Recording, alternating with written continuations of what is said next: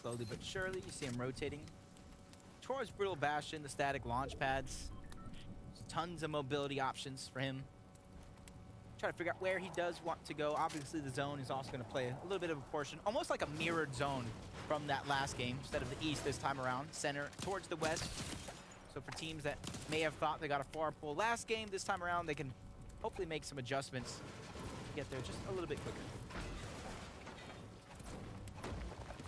Texas and Axels, who we often see in this general area. Currently now not doing too bad today. No. Not doing too bad today, to say the least, and we'll continue on that trend. We still have this game and a couple more to go. Trex and Kiduo, they've been ever present as well. But they need to get some of their mats up. Not too strong in that regard. Hello everyone, watch FNCS for 30 minutes, get a free reward. Plenty of the best analysts, not just Vivid. We also have Mini Miner, who's going to join us and give us some updates on what's going on all around the map. Mini, what's up?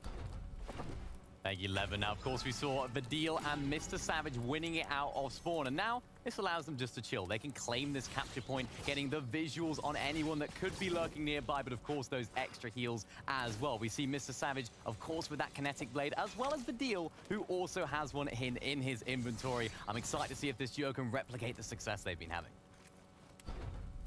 Thank you so much, Mini Miner. Looking like the star of the show with that breakdown. Making sure that we don't miss a second of the action. And honestly, for Verdeel and Mr. Savage, they've been on such a run so far, taking down their opponents at their actual landing spot. That drop spot's going to be theirs game after game if they can keep it up. But Tayson tries to dish out a good shot, but takes even more damage in that backfire. Loses Mustache along the way to none other than Fanajin and Rizmaker, who are trying to make up for that last game. Oh, oh. Had to be him. Najin just takes a little bit too much damage over peeking. The funny thing is, right, as we think about the latter stages of this game, anytime you see these kind of fights in the Storm, you do just start to think all of these teams are writing off their potential to actually win the heal-off, right? Because all this Storm damage will contribute towards Storm sickness. And if you get Storm sickness, ain't no heal-off for you, buddy. You've seen that in so many of these ones, and the same can be said for Tayson here as well. Big 130 shot is nice. Unfortunately, Mustache isn't here to join in on the action. I'm sure he'd love to.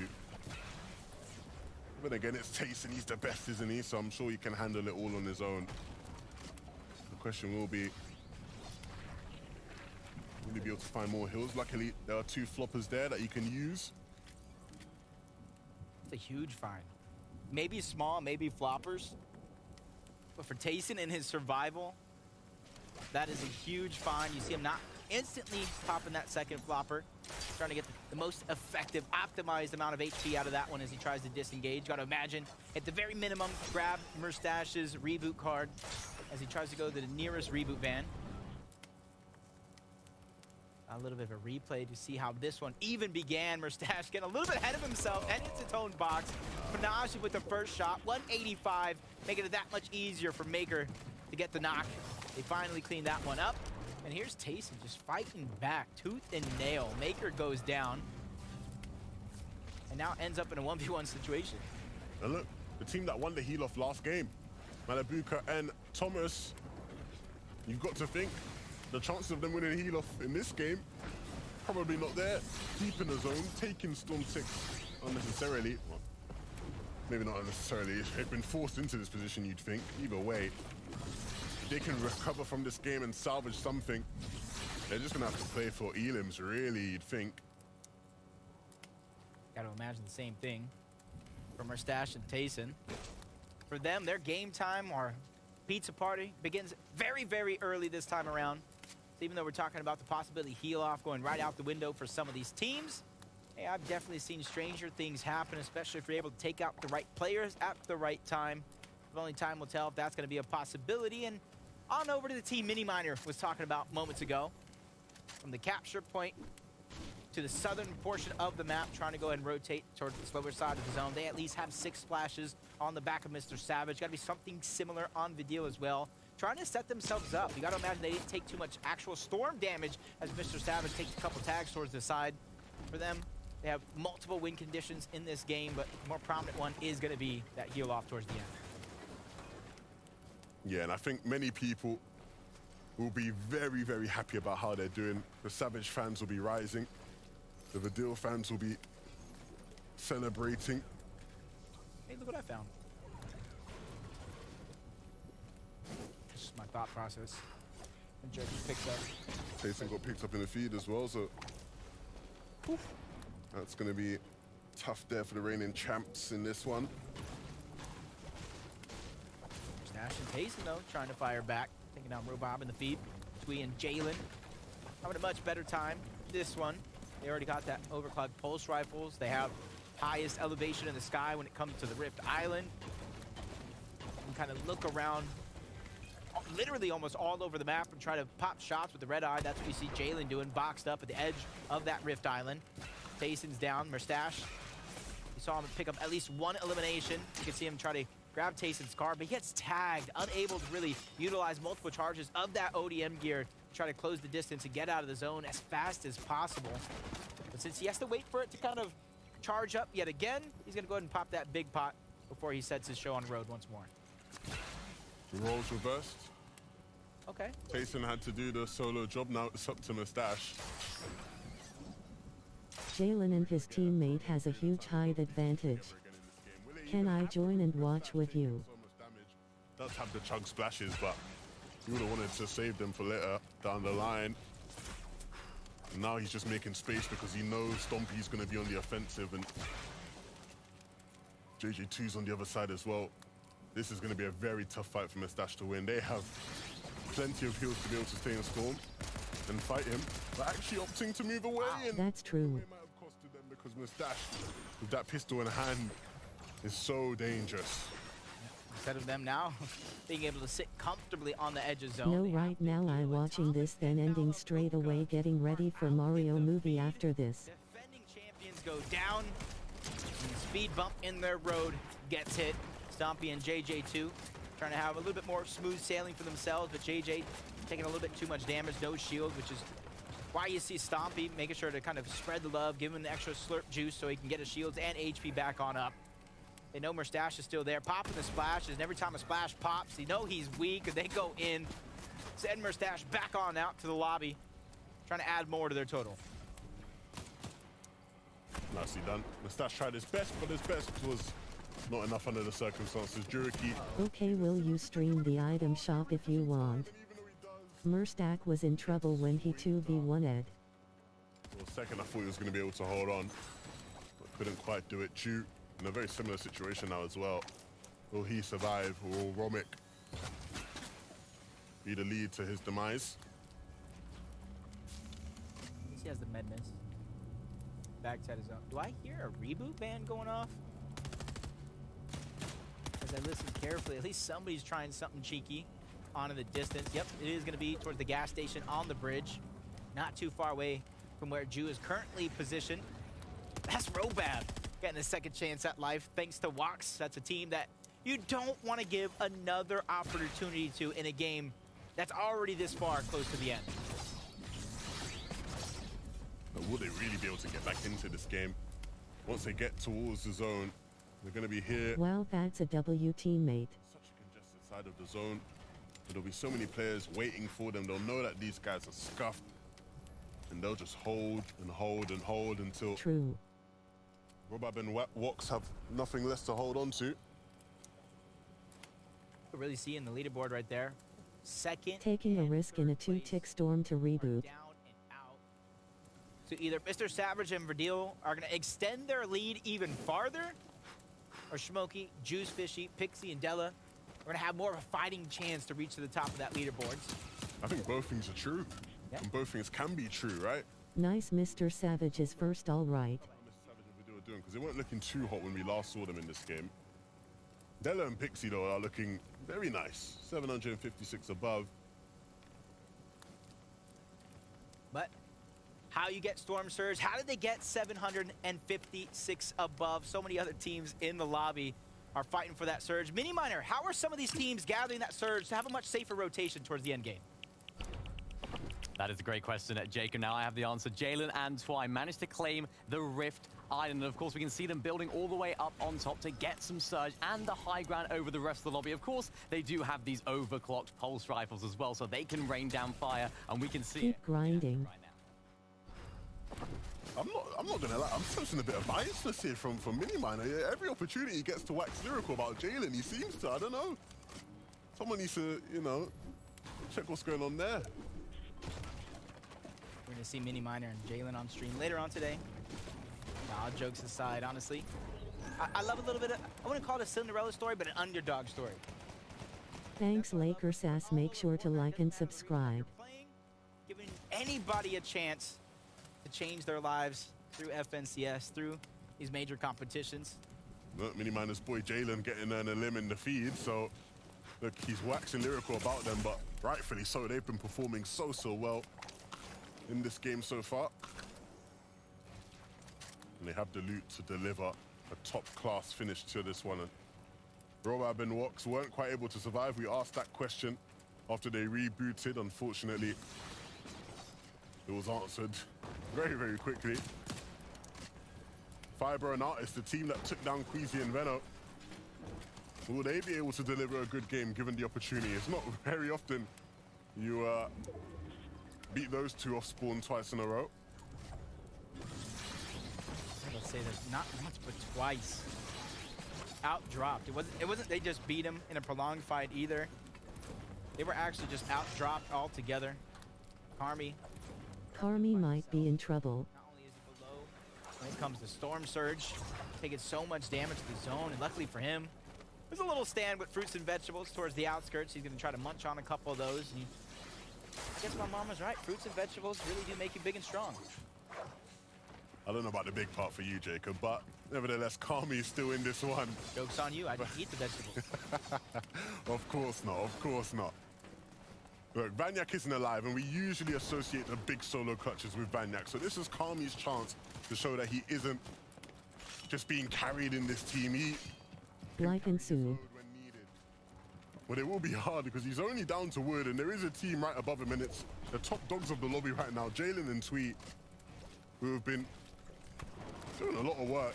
And the big thing is, with those pulse rifles, wood might as well be nothing. Wood is as good as paper when it comes to pulse rifles and breaking into boxes. So Karmi will be hoping that they just leave him alone. Wood is like going out in negative 30-degree weather with nothing but a hoodie. When you're inside, it makes you feel like you're going to be warm, but when you finally get out into the playing field, it's absolutely nothing. Axe Force and Vortexers, 91 builds on Axe Force.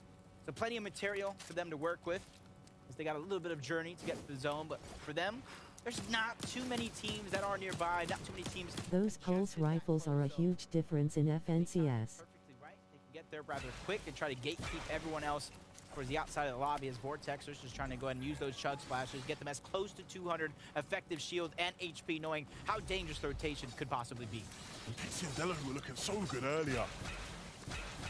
For a moment, having to just regroup and use a bunch Look at them all. chug splashes to get them back into this game. We might not see them play for height the way they have at their very best. But that doesn't mean that they will be quiet in this game. They will still make a bunch of noise. 900 above, Surge is not a problem. They don't have to worry about that. They do have to worry about starting to maybe pick up some refreshes, look to get their heals back that they just had to use, and top up on their materials as well so that they can tarp out the rest of this game.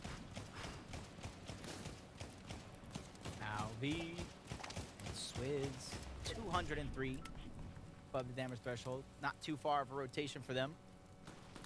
So they're going to have the safety of the high ground and the comfortability. Just kind of gather all this information, put shots when they want. With only 29 medium bullets left in Alvi's Red Eye Assault Rifle. You can see why he's not pressuring people from above. Mr. Savage. Alvi better be careful, he only has 7 builds. 43 below the damage threshold. Somebody went down, allowing them to go 188 above. 74, my bad. Some comfortability. You can see how he's so far spread out from the rest of the lobby as well. Yeah, you saw Artist was the one that actually got the final credit onto the deal, man. These guys are taking out all the top dogs in this lobby. But Mr. Savage is a lone wolf, and he's done that plenty of time. One of the best solo players in the history of this game. And now, maybe a chance to show us exactly why the Norwegian is considered that. Shamoki and Juice Fishy. MR Savage is alone, that's a game changer. Who've climbed through the standings today also have a shot at this one. 295 above the damage threshold. As I say it, they drop 220 damage. Somebody is putting in work right now, 11. And for Vortex as an Act Force, and put them really on notice that we have to start being proactive. We have to start getting active. We have to start getting the damage that we need. Otherwise, we might fall behind. For Vortex and Japco, 10 above is all they're going to be able to really capture for now as they use the ODM gears to go around the zone, taking some damage, but that way they can get to the front side and have a little bit more safety on their rotation. Yeah, their position is a lot much better off for it. Trexa and Kiduo, they're also in the front side of the zone, but both players a bit separated there. Are you seeing the Mario movie? Get back to each other. Mr. Savage, even as a solo, knows he needs to be aggressive down on Surge. Knows he can't. Yes, I am. And be taken out by the rest of the lobby. And so he's going to try and make a play. He's landed on that player's wall. Needs to be careful. Needs to drop back a bit. But he's looking at the backside. He knows there's going to be players coming, but he doesn't see the ones that he turned his back away from, and that will be the end of his run. But there's still more to fight for. Juice Fishy, Shamoki, they're still alive as a duo, and they're causing problems, Jacob. Yeah, they're one of the teams that we've seen make it to the end of game number 1, skyrocket to the top. Wow, that's huge. Mr. Savage has died. For them to kind of play consistent, mimic that style of play as Dell and Pixie under siege, under attack. ODM gear, melee attacks really causing destruction to the builds, forcing them on the back, but somebody's going to get into the box, putting a huge shot on Della. Him and Pixie reunite yet again. The chemistry between these two is absolutely fantastic to watch. It was Artist and Fire, bro, that kept on knocking on the door. They were trying to slam it down, push it away, but they couldn't. They just had to slip away. But the game continues. You can see Albi up on height. They get chopped, and so they need to reconnect. They need to stay up there. Right now, that's their best shot of winning this game. Juice Fishy, Shamoki, they're still moving though. They're still alive in this one, but they're gonna have to start using some of their heals. Yeah, with how quick the zone is moving, there's not too many opportunities to gonna put focus onto the high ground. Slurp Juicy's able to get one, back-to-back at that. He's gonna clean up all this loot, the siphon, the refresh, absolutely needed in the moment like this. 5 eliminations that continue to push forward. Pixie and Dell are doing the same thing, but congested towards the low ground. That's where it gets dangerous. Into our top 10 we go as they're going above, changing layers. Instead of fighting fire with fire, they're playing the smart and the long game. Yeah, but they need to maybe think about claiming low. That's where the eliminations are gonna be. They need to start claiming space. Flixie and Gripped need to start hitting shots, but they can't. Curb, default, really using them shotguns, putting it to work. But time is ticking, and they can't keep up. Alvi has to drop down now. Swizz also dropping down. Nobody really... That was a bad choice. Everybody right now just looking to fight with their shotguns. It's back to what we're typically used to seeing. Wow. Skibby is still alive. Juice Fishy, though, in the back of the zone, is eventually going to fall. And so it's Swizz all the way up above, now being forced all the way down. He has no heals, though. Into our top 3. He's the last one alive for his team. He's trying to go and fight for it at the very end. He doesn't get nothing. And it's Shamoki and Juice Fishy yet again. 2 of our 4 games were won by this team, coming in from another region and winning by heal-off. Look, we've been saying they've come in from another region, but they have made EU their home. I don't consider Wow, awesome. Asia duo anymore. They are well and entrenched within EU. They play to the very best of their abilities, and that's why they win games here again. 2 now on the day. Really nicely done. Even when everything didn't look in their favor, they stuck together as a duo, and they hit the crucial shots. You can see here, what a shot that was. That's so difficult. And on to Jalen, the lobby boss nonetheless. Really nicely done from this duo.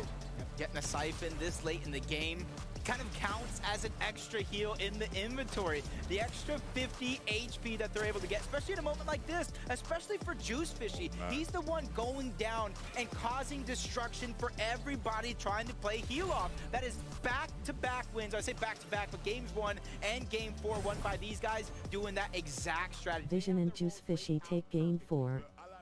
From this team, they've come to Major 2 and they are showing up big. When a lot of our top teams weren't quite able to hit the mark in that game, these guys stepped up, and that's going to do wonders for them in the standings. Look, we have a couple more games left, but who better to break it all down than the analysts?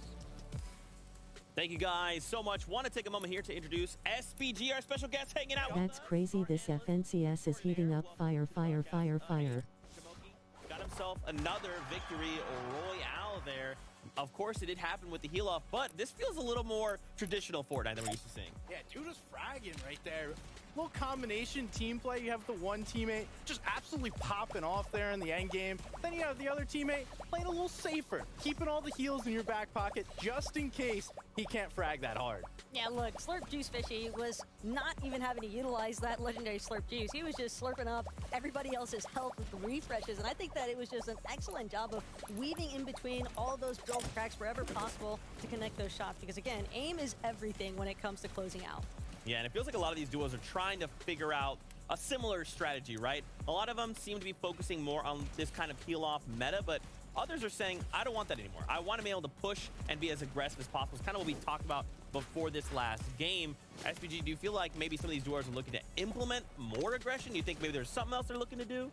I think certain duos are going to be comfortable playing that aggressive style, but ultimately, not every team's built like that. Not every team can go get 8 elims in this lobby. And when you see Juice Fishy pop off like that and just literally use all these other players for heals, he doesn't need any heals himself, gives them all to Shimoki, that's a great play right there. And this also might have been one of the most closely knit finishes that we've seen so far on the day. So I really love the fact that they were just playing off of each other so well throughout their box movements in order to capitalize on every single one of those elims they were managing to find. Yeah, their pizza seems to have some kind of special ingredient, right? There's a little bit of extra spice on that because 2 victory royales on the day, especially a little over halfway through, does look pretty good. Let's take a look at our standings. How are things shaking out for these duos so far? With that, they now jump into first place, right? They're starting to look, like I kind of talked about, more traditional Fortnite. This is what we're seeing. Eliminations, consistency, and placement. And now they're at the top. It's no surprise to me, though. You get 2 victory royales, you're in first place, and by a decent margin. 20 points is no small feat, and we're in the back half of this tournament now, so these two have set themselves up really nicely for the rest of this tournament. I think they also just did an excellent job capitalizing on the fact that we saw our top 2 contenders with Kreezy and Veno, Savage and Vidil going down relatively early. So Surf Juicy, they were able to take full advantage of it. But again, still a pretty strong showing, I think, from Savage and Vidil, considering that Savage was left in that solo situation. Yeah, and talking about Savage, I mean, we've seen these two absolutely play perfectly through these games, and it's not something that they've exactly done leading up to this. Now showing whatever practice they've put in over the past couple of weeks, the VOD reviews, it's all come into play, and it's working so nicely for them because, I mean, second place, you're behind a team that's won 2 games, and they haven't even won 1 yet, but it doesn't matter. And you have to consider that out of the 4 matches that have occurred so far, half of them you see Savage and Vidil not really having much heals to work with in the first place. So I think the fact that they're still managing to hold on to that top 2 threshold just kind of indicates that they're doing a great job of just managing their placements overall. Looks so good and continues to look good. Now, of course, why don't we take a moment? Let's talk about Storm Surge. Okay, the dreaded Storm Surge. Let's discuss how these duos may be looking to deal with this, especially remember the brand new meta. We're trying to find our ways to make sure this doesn't affect us as a duo. So what are we seeing? Well, for starters, we're actually witnessing, I think, a great usage out of these teams because one team in particular really took full advantage of their positioning in Frenzy Fields, and Airtrap, alongside of his duo, were really just micromanaging everyone that was trying to funnel in a little bit late from Mega City. And it's that game you're playing of, do I want to get center zone or do I want to play edge? And we see there's just a wave of teams coming through. They know they can play edge, and they're just going to sit there, farm all these tags, because if you don't get enough damage early, you're going to run into problems where every single zone, then you have to work to continue to get that damage. And then every single time, it just set them up so nicely because they had the height to utilize the whole way through. They also had the red eyes, which are definitely going to help you finding the accuracy for those Storm Surge tags. And I think overall, they kind of just understood that they had ample time to work with here. Everyone has to have that strat, and we saw it from them. This is clearly their strat. Play edge when zone pulls to the west, knowing teams have to funnel into you. Hey, it's not going to pull that way every time, but when it works, it works. Yeah, again, it's just all about adapting, right? That's what Fortnite's all about. How do we take all the tools in our toolbox and turn this into a victory royale or a high placement? We do have a little bit, you know, before this next game. I kind of want to talk to you, SPG. You've been watching. What are your expectations kind of going in? Or are there any trends you're seeing? Not heal off, but maybe how looking to combat that or even other strategies? I mean, I think that high ground play we've seen work pretty consistently. The sky base, you've mentioned it before, just going up there and looking to play passively. You don't really need to do too much while you're up there, but you're not going to get punished when you do get chopped out, so you don't really have anything to lose. So I'm surprised we're not seeing more teams try and go for that play, because most of those teams are on a single build and really easily chopped out. Absolutely wild. Game 5 is here, and it is just about time to get into all of the action once again. So everybody grab a kinetic blade, grab some popcorn, find your seats. 2 more games. How does this unfold? Let's find out.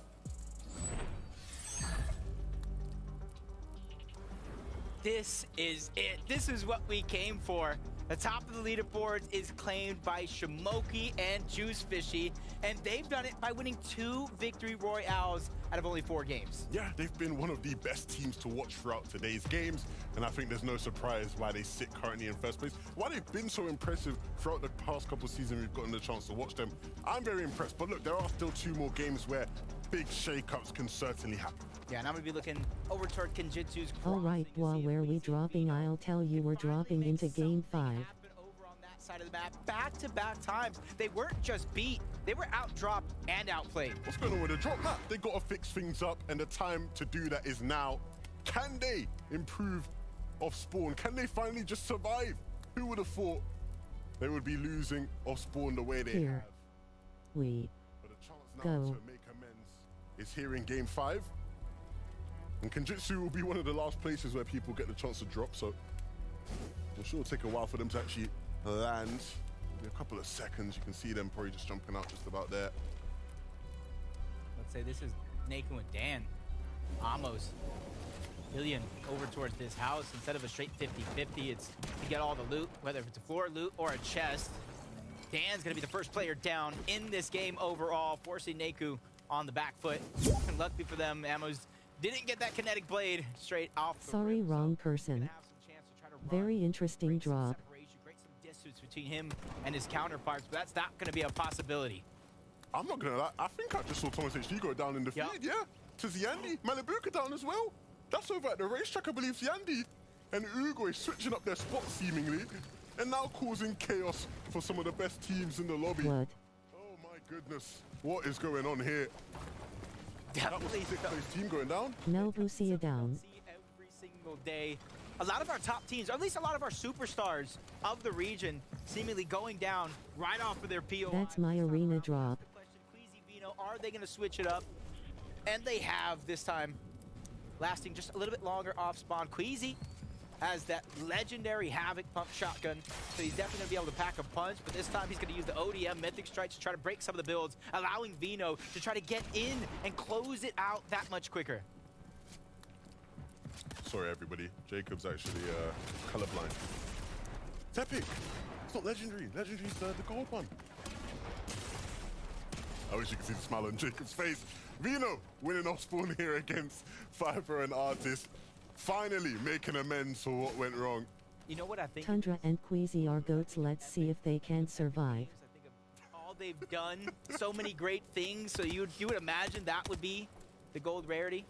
But you know, my boy Biscuit's probably watching this right now, making those same notes, letting him know, okay, he said it at least twice right now. We're going to have a talk after this game.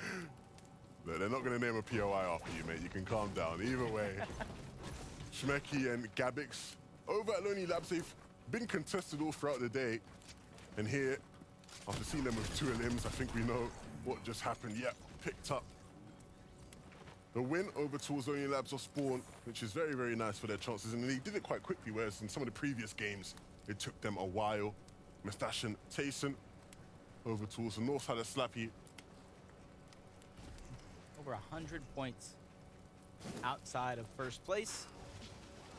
For them, they need a huge effort here in the final couple games to make up for that lost time. Thomas just immediately, along with Malibuka, gets a wipe. Let's see if Murstak can make up from his mistake wrong last game.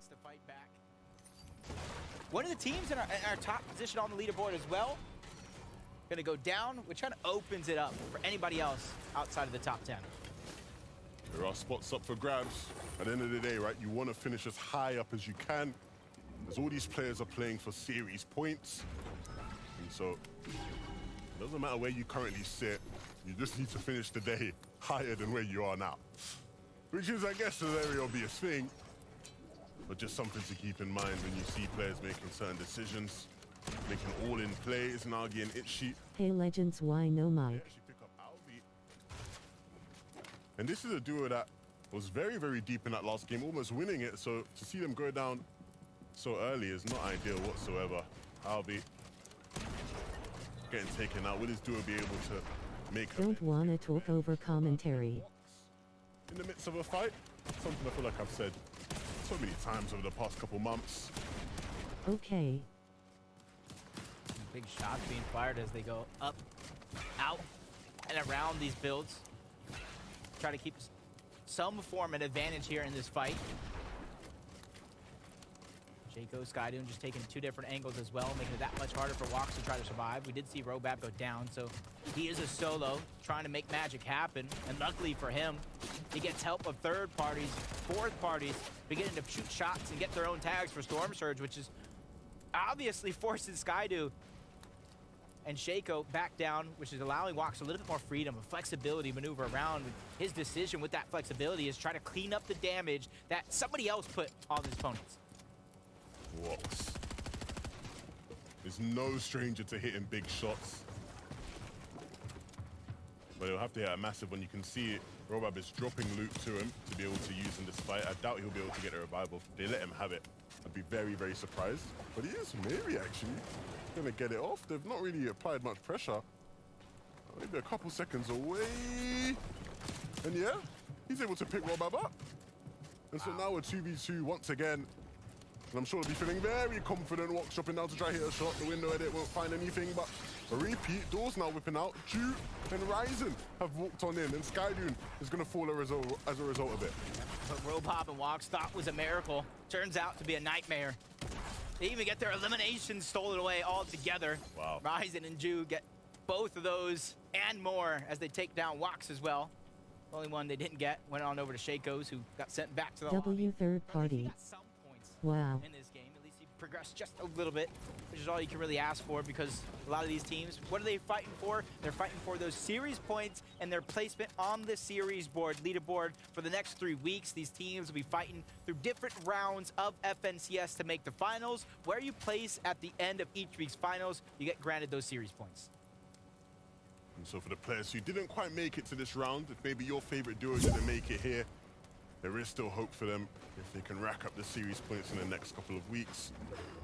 And qualifiers, so, you know, still 2 other qualifiers that will give them that chance. And maybe if they don't quite get enough to qualify for the finals, there will also be Surge Week that they can potentially qualify for and play in.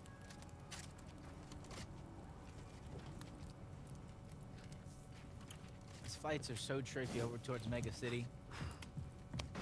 I feel like it's very, very similar to Rave Cave when you're fighting, to where if you don't actually know the terrain and you're trying to traverse in and out of these buildings of Mega City, you can easily get caught off guard versus a team that knows the in and outs, all the nooks, all the crannies. So playing careful against teams towards Mega City, tough. Grip A just lands a shot from above onto Ref's guard, giving away his position. He's trying to continue on that damage, doesn't want to let these heals and the damage go to waste. 2 pieces going under his control. Make it 3 in a row as he continues to try to close the distance between Ref's guard, Hell's Fire, and himself. His teammate even getting that additional angle. Earthy no invites. As I thought they were going to get pushed. Uh-oh. Backed up just a little bit. Great defensive shots. Okay. Let's try to slow down their opponent. They're using that moment as a way to try to escape, and they're using other players closing in on the same distance to try to get out, but it's User who actually takes down Hellfire trying to escape. I was just making sure, but okay. That isn't really going to phase them. It being a low tick. And they are very close to being able to get in safely. For both of these teams, everyone just wants to get the one up over each other.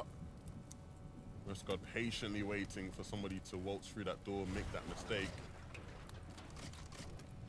They might be waiting for a long time. It doesn't look like Gripper and Flixie are going to look to go in that direction. Look to get in a different side, move down south a bit here. I wonder wonder who got most of the loot from Mega City. Interesting strat by Philip Z and Grippy. A lot of open slots in the inventory, a lot of health going to be needed. So great place to try to pick those up, or honestly the rest of Mega City altogether.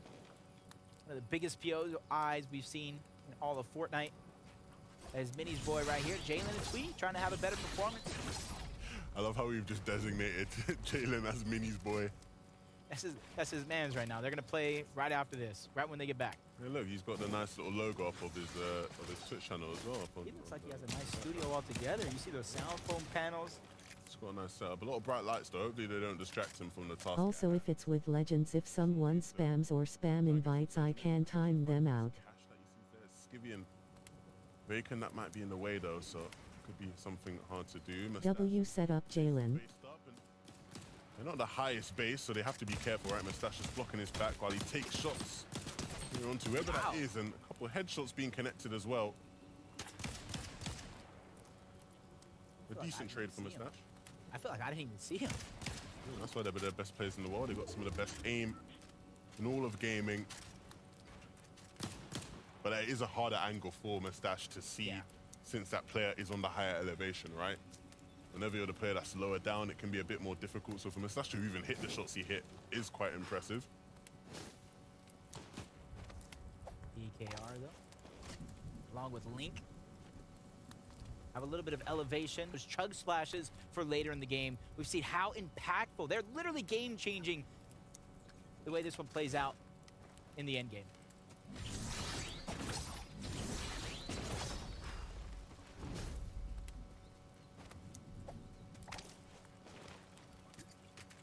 Where zone's gonna go? It does look like it's moving on over towards our west side of the map.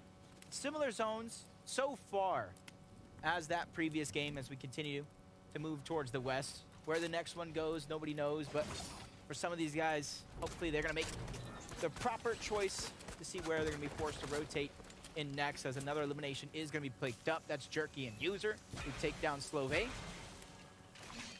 Making it look easy as they're trying to play here. Eliminations with placement, try to get the best spot. Wow. How about that?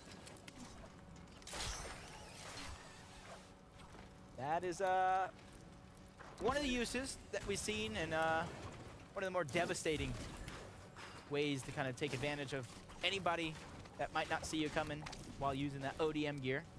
You can see Jerky and User have averaged 21. 2.1. See, this is why you're my savior this week. I'm a little bit too far. I'm here for you. We're a team, you know? You guys heard that, right? I'm going to go ahead and clip that when I get home. He said we're a team. Just like Uwe and Andy want to be the first ones. Try to claim that Rift Island as their own. Be the first to the capture point.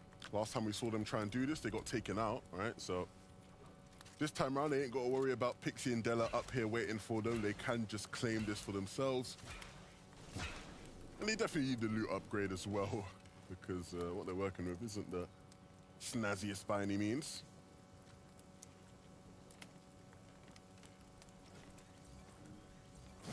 Swizzy and Shimoki have been playing absolutely lights out. They've won a number of heal-offs on the day. Luckily for us, though, we have Mini Miner. How are they getting these heals, and how are they making it last to the end game? They are getting these caches. That was absolutely perfect from this team right here. Holy crap, it's getting insane. Activate it and then build around it, of course, like we've seen them do. But they're not just sat around wasting time twiddling their thumbs. They're using this. I love how the commentators are like messing up during commentating. Of course, we see the loot that they can get from this cache as well is incredible. So hopefully they can carry that into endgame and find more success. LOL. Mini Miner breaking it down yet again, adding a lot more strategy to our game for players that kind of let that weapons cache bypass them game after True game. way, LOL. See why so many players are fighting for it. Kind of bolster their inventory in terms of weaponry and heals. Really making the difference as Shimoki and Swizzy were able to win 2 games on the day so far. Flodax. Yo, sup, Legends. Taking a little bit of height against Uguay and Z Andy, who are one of the first teams to Rift Island, but It's hilarious. Just matters if you're brave enough to fight it to the very end and claim Hey, that capture Sussy point as Mackie. your own. You get even more heals to kind of work with, but more importantly, it's those overclock post rifles. I was hoping they'd be able to claim the capture point nice and easily, but Unfortunately, once again, that's just not going to happen. And understandably, right? It's so valuable, the Rift Island, what you get from it. The loot is so fruitful, and so to be a sole team... I'll be stream sniping tomorrow. ...is very, very rare. They're going to have to fight for it if they want it. And this time, they're going to have to win that fight. We've already seen them lose the fight for Rift Island in previous games. Cheating, though, in the storm. No invites or mic, he is not talking. She's not here. And so he has to beat Marco in this 1v1. Say that same thing. Mano y mano, solo versus solo. Not deep in the zone for now, but in 45 seconds, that zone will continue to move. And then they'll be pretty deep in zone. With only 40 ticks onto the med miss, Marco knows his options, his resources. You can choose who just comment on my most recent community post. And the refresh, because traveling through this long of zone to get there, especially as a solo, you might not be able to make it out. So this is Tavi, no invites. Hour. Goes around and smacks down Marco altogether. That was clean. That was clean. You saw the sort of run and jump as he peeks around that corner and then connected with a shot as well. Ooh, what a shot from Curb here. Really nicely done. The window peak, and that peak wasn't favorable, but he still hit the shot. Okay, Curb. Didn't get both, but did get one. And that gives him the space to get out of dodge. Probably would have got both, but Jerky was just a little bit too quick to get out, escape, realizing what's really on the line. And that's so many serious points. We've seen before teams want to do their hardest in these next 3 weeks to bypass that surge week, get that golden ticket to the FNCS Major 2 Finals. As Zandy gets one, he gets two, along with some help from Uguay to take him down and claim the Rift Island as their own. And that's exactly what they needed. That's exactly what they wanted to do. Look at this. I might stream Snipe Ninja if he's live. Caught with his pants down. He didn't even have a clue he was behind him. And that's one of the easiest shots Zandy will ever have to hit in his life. Nicely done, though, to claim the Rift Island, and the loot they get from that is so, so strong. We'll see if they can turn that into a good game. Slove and Asa, we've seen them come close to winning today. Wow, Andy and Uguay get a massive W from Loot Island. On their side, and here again, deep in the zone, taking ticks. If they are able to make it to a top 2 situation again, you've got to think they'd run into a similar problem. I'm just nervous for how long this has taken. They got such a far pull when it comes to the zone. They're literally the farthest 2 teams outside of the zone right now with the most distance to cover and not a ton of heals. That's why Slove is trying to make up for lost time. Only 40 left onto the med miss. It's now or never. The longer you take here, kind of closing down the options and the flexibility you have in terms of being able to disengage from this fight. Slap juice there into the distance. But that's absolutely nothing, even if there is a full stack of 6. Curb might just find the timing as well, just to sneak in on them as they try and distance themselves. He hears that kinetic blade go off, and so he decides he wants to try and... Truth, the pulse and slurps are a big W.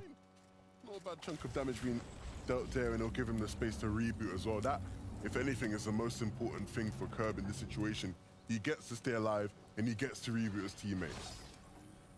How long are they going to be able to stay alive is going to be one of my biggest questions, because their opponents already began their own journey trying to cover the distance. They have so much ground to cover themselves. They're going to have to scavenge for heals left, right, and Curb W's for staying alive. Smokey and Juice Fishy looking pretty. Not too much to worry about for them. Mr. Savage and Vidil towards the low ground.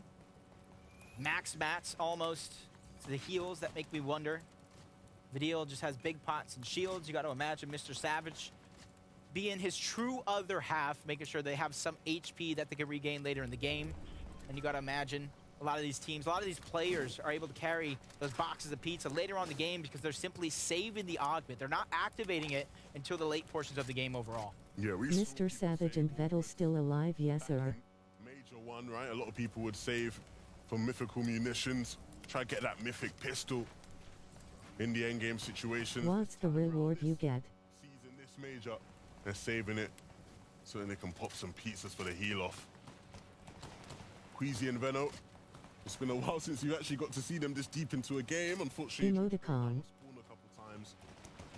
But here in this game, that is certainly not the case. They are potentially trying to do what we saw Shamoki and Juice Fishy do and pick up a second victory royale. Look at him. That would be the goal. Munition slide. Cheeky way to get ammo in the box. He's getting about, I think, 2 medium ammo per slide across those boxes. Anything that you can use, especially when you're that low, under 100. You know, you really dish out those shots like candy, so you rather run low on your medium bullets rather quick. Very That's smart. something you don't really see coming to play too often due to the other augments that you see. But glad to see that a lot of these players are taking any tricks underneath their sleeves and trying to put it to play. The stash there. I give everyone who sees this permission to promote my channel. What even hit him that made him do that much damage? Was that, did he just get like beamed by a pulse rifle or something? Like what? How is he like just no HP now? A double Half a pulse second. rifle headshot, double red eye headshot. Maybe, yeah. That was not That's how to use your augment. But they are well above on search, which is nice. Ooh, we're going down. Oh dear. We saw them have the Rift Island, and they had the loot from that. But with Uruguay down, that leaves Yandy. No promotions. And even with Ziandi still alive, the loot that Uguay must have, Warning. you mentioned the overclock pulse rifle, depending on the variation of the Havoc. Okay, sorry.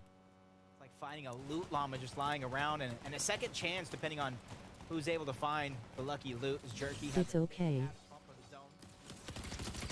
You can see the epic twin mag SMG C11. I'm learning as we go. ODM gear as well, cover some of that rotation. But for Jerky, he's a solo, and the ODM gear as a solo is very, very scary. You can cover ground rather quickly, but if you get tagged just once and you're too high up, you're going to take some fall damage. Yeah, Casino, look at them. They're trying to break in. Free edit plays coming through. Has to reset the wall because it didn't come off, and then make their move. My channel rules are you can't the N-word. Nobody taking any shots at them as they made their way on in. So they can just sort of make a little space here above this team.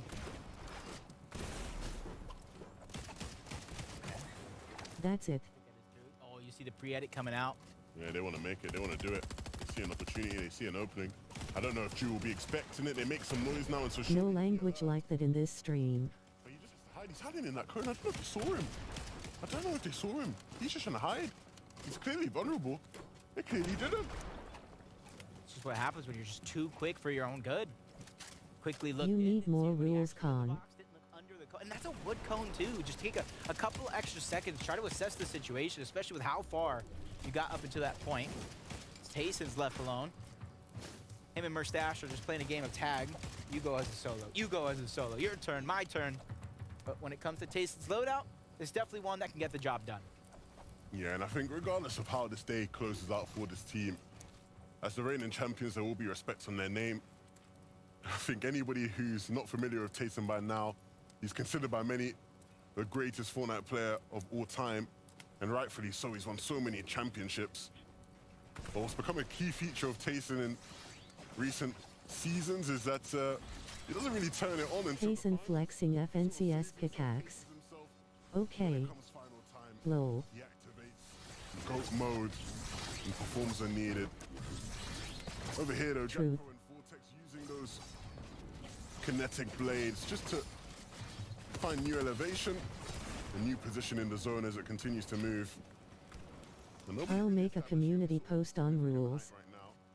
So surely we'll see somebody do that in the next couple of seconds. Pixie and Della might try to do that themselves.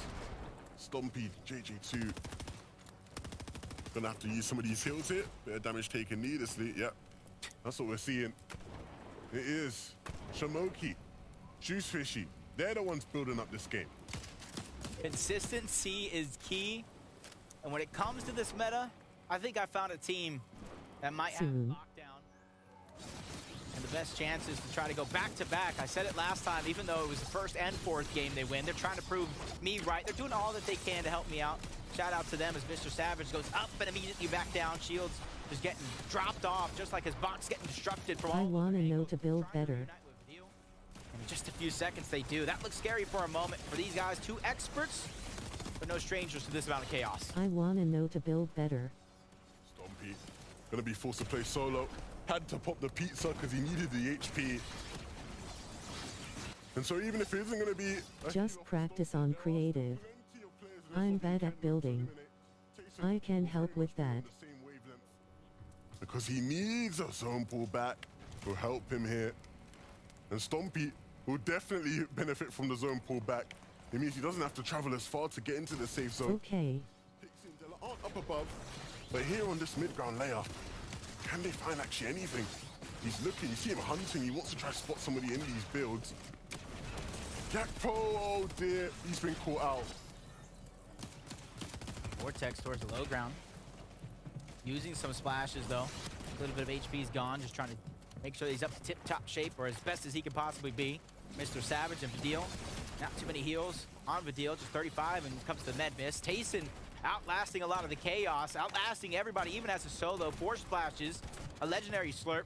Pixie's gonna have 4 of said legendaries. If you will get on, I'll show you some tricks. To win the Halo off, so he's gonna be counting on Della here in this situation. He found Queasy. Tayson's found Queasy in the backside of the zone, and he's looking for more. Tomorrow, can you help? He's gonna blade away. I'm Flex. And Tayson does have a blade of his own, but he's gonna use that slurpfish just to try heal off a bit. The chug splashes as well, and make his way into zone. Pixie's now also playing, so so many left. It was Irizumi that took out Della. But now you're seeing Vino. He lost Queasy just a moment ago, and he now has a solo clutch of his own to try play for. Needs HP, though. Can't get on till tomorrow. More than enough. 6 minis, a shield fish Dick. that's instantaneous as Juice Fishy and Shimoki high in the sky right now. Juice Fishy slowly but surely, though, making his way down low. He is going to be the aggressor. Down This goes guy Vino, might but a not much be better on. performance than the last couple games so far. Down goes Tayson as well. Into the top 8 we go. And Juice Fishy has the exact same task as last time to drop down and find the limbs, but he's taken too much fall damage. He's fallen. That's it for him. Vino gets the credit for that one. But Pixie, still alive, still kicking, Okay. fighting, still trying to break through walls and hit big shots, and he did hit one, but it wasn't enough. And Crew falls now. Well, Tex is still alive after Axe Force has been knocked. Oh no, Juice Fishy with a rookie error. He's chug splashes as best as he can. Shimoki is still up, but will he have enough heals another game in a row? I don't see a pizza yet. I wonder if anybody called it in. 30 minutes or it's free. Vortexer's not going to get the pizza, but finds a med kit. Shmoky looking around for any other player that is healing I'll off. invite you if so, and that was crazy. But he's so far away from everybody else. It's basically a one-on-one. 4 splashes left. Another med kit. This one's going to go down to the wire. I think Vortexer's might be able to take it. He might have that much extra unless Shimoki can find a miracle, can find anything towards the tail end. He's running out of HP. He's running out of time. Kinetic Blade's back up. How did he get it? Shimoki steals away the game. He goes back-to-back and won 3 out of 5. Again, you see Storm Sickness come into play. The heal-offs all throughout the day have just been absolute case. You can't call it either way. Even if somebody has more heals, you cannot be certain until that damage starts to tick. Should I stream Snipe Ninja tomorrow? And Slurp. Juice Fishy winning another game here. Their 3rd of the day, Jacob. That Storm Sickness had me messed up just a little bit, let me tell you, Levin. Well, they're dub. Peering left, right, like a game of ping pong. And I thought Vortexers was going to be able to take it, but Storm Sickness, Shmoky and Juice Fishy are doing a fantastic Panda, job stop. from the start to the very end of the game to not take a single tick of Storm throughout their path. And the funny thing is there at the end, you see Shimoki just using his kinetic blade in panic, trying to search, trying to find something because he thought he didn't have it. He didn't think he was going to win the game because he had run out of heals. Shamokai and Juice Fishy take game 5 and 3 wins. Did not have the means to stay in the game either way. But 3 games now. This is the first qualifier. Coming to the first qualifier and winning 3 games is no easy task at all. Yeah, they have the hat trick in terms of victory royale, and you gotta imagine they gotta be sitting pretty in first place on that leaderboard. But where is everybody else? Zeke, friends, let us know. Well, the hat trick coming out here. You know, some people, they take a meta and they just say, this is now my meta. I will now succeed. For this duo, they're doing it. It's been incredible Tell us, to see Zeke. them, and we saw them go I for that unfriended high ground play, Panda cause he slightly kept annoying me. A little less elims. We don't see Juice Fishy just frag out like we did last time. Shimoki went for the 11-2K experience and just sat up there on height. Yeah, it's a little bit impactful, I think, when you don't have to expend as many of your resources or heals in particular, because there wasn't really anybody to challenge them. They were just simply too far up above the rest of the lobby. Oh, And they wow, had okay. ample builds to basically keep themselves at that high ground play for so long. But the legendary slurp juices, I think, were really the key piece here for Shimoki. Do you think it's a name buff? Do you think slurp juice Gotta be in your passive. name is a buff? Yeah, it gives them secretly 2 additional healing per second. No, it doesn't, of course. I do want to ask you guys your thoughts on this. Every time I feel like we look up in these games, they're so high up there, but they're only on single builds. I feel like if I'm a duo down low, just look up, peek out a side window. Every 2 minutes I was getting an invite. High up, just bring them down. The problem is the kinetic blades kind of counteract Above that, where slurp you're juices are basically unstoppable. What do top. you It's mean? not like you're going to be exposed to any sort of fall damage, and oftentimes you'll watch those players just be able to shing back to the top where they were at initially, because they've got more than one platform to work with typically. Yeah, and there's no real punish to it, too. When you're getting dropped down, you just... And then when I joined, I had to gift him something because he gifted me something. Problems with fall damage. Although, I am surprised, like you, it's weird not to see more teams just at least take a couple of shots when you're on those wood builds. Yeah, I'm just tired of seeing them on the high ground. Someone needs to bring them Haha, down. they just did a mongrel reference. Slurp, slurp, slurp. I mean, it's kind of interesting. I would have, we saw Queasy Vito at the top of the day, but now they're just kind of getting pushed out. Someone like Pixie, Delay, they have opportunity to roam around. Yeah, Pixie and Della definitely being rather smart and sneaky with the way that they're kind of Slurp. slinking through these underground layers, because it's easy with the pace of these moving zones for players to kind of get too prioritized and focusing on, okay, I gotta stay inside, I gotta keep moving forward, and then they don't realize that there might be teams still lurking around these corners. They started off hot and then slowed down, hit the brakes. Now they're coming back strong for these last couple of games. Did he make you We'll see if gift they're able him? to finish it in this last game. I do want to take an opportunity here, do something really cool. Let's take a chance to look at the damage done from games 1 through 4. I want to focus in and see which duos are doing the most damage. I feel like I'm not surprised. I feel like we've seen quite a bit of Juriki today. Man, the numbers do kind of speak for themselves. I've been seeing Jerky, and we've thrown a few stats up there. They have the best early damage per second ratio, and they're staying alive. I mean, we saw that one play from Jerky just jumping straight into the box, and that's Every time I joined, he says, you know you got to gift me. no surprise to see him up here. And additionally, as far as Vidil, Savage, Juice Fishy, Shimoki, I hate that though. these are some of our leading duos, so it's not all that surprising either for them to be taking full advantage of what they have available in terms of finding those damage early on, because we've often seen them boxing up edge of zone or looking for those height positionings to find those surge tags early on, so that way they can find good positioning later on. And then we did a trick map, and then he said I had to gift him some for 500. Right now we're playing to get into the finals. So we want to try and play towards Series Point leaderboard. We want to try and make top 10 if possible. And then we did a trick map, and then he said I had to gift him some for 500. As well as we can. Trick shot. Mr. Savage, kind of like you pointed out, Vidil. I feel like coming into this for me, I did have a question mark on the duo. Like, were there, the names sound great. Was the duo great? I feel like I've got my answer. They're proving it to you game after game, and it's that consistency that we're seeing. I would have just removed him and not gave him anything. Juice Fishy absolutely balling out. These two would be one of the most I dominant haven't forces in the gifted him. lobby. Third place is not a bad spot to be, though. Not by any means, and I've been really impressed as well by the way that Vidil and Mr. Savage are just the perfect example of make do with what you've got, because they haven't really had the greatest in terms of itemization for sustain, so I love the fact that I haven't gifted him. Do they, what is the one thing that would make them Food. even more powerful? finding more heals. More heals. Is that it, SPG? Do you agree? Whew, I don't know. What is that? 59 points going into the last game? It's going to be a tough hill to climb, so they're going to be a little more powerful, but I don't know that it's going to be enough. Okay, well, here we go. One last ride in week number 1 in EU.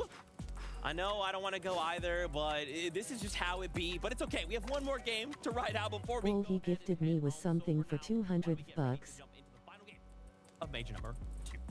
All he gifted me was something for 200 bucks. Our final Oh. game and our final go around for week number 1 of FNCS Major 2 and our continued trip throughout the season for our FNCS. Here we go, EU's final game 6. I'm Jacob PR. Join with me is the fantastic 11-2K for our last game. Are you ready? Let. I'm more than ready. I'm more than ready to hop right back in because these games have been electric. And we've had one team in particular who have really had a taste for victory today. Juice Fishy and Shamoki winning 3 Let's the battle begin. of the games we've played Begin. so far.